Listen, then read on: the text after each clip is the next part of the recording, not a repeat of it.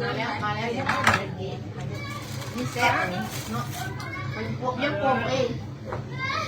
ครับติดไข่หลายๆคนเว้ย มักย่ำ เดินกบ โอ้บ้าบ้าบ้า นะ ไปองค์นี้ก็ไป ซ่อมขาแกะมา ป้าบังคับส้มครับป้า ได้เงี้ยวไป ถือว่าไรเงินเจ้าให้คอยเมื่อวานเนี่ยยังเป็นเงินมาเอาห้ามีอ่ะ โอ้โหมันไม่จับไปเอา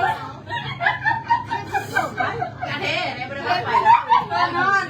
นนอนมือซองหาเมียเมียซองยังจะจับวันเพื่อนจ้าหมูเพื่อนบ่ซ้ำเพื่อนจ้าผี ก็ข้างหลายคน พูดพูดเฟซบุ๊กไล่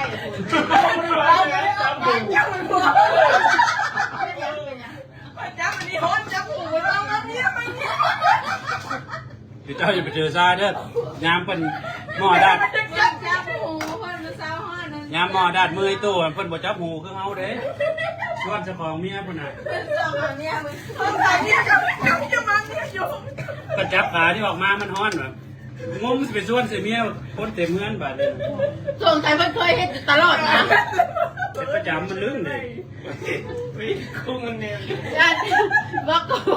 บอกยังดีได้ไปสิชักมันยัดหัวนี่ติดหุ่ย มันบอลแล้วมันจับมือฮอนมือมันจับหูฮอนหูมันจับหูไปทู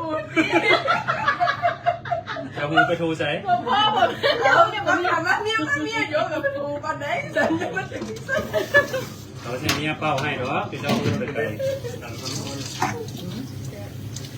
โอ้กำลังดี พอดีงามแล้ว เราเอือไปในทุกบ้านมันให้กินกับแซ่บเลย ขามันน้อยๆเองคือจะอ่อนค่ะ เม่นบ้านได้แม่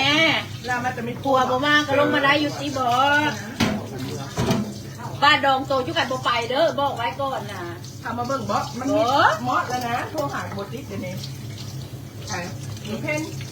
นอนมันก็ยัน บอกมาว่ามีทางเดียวข้างก่อนนะจากเมื่อนอน ยันในวัด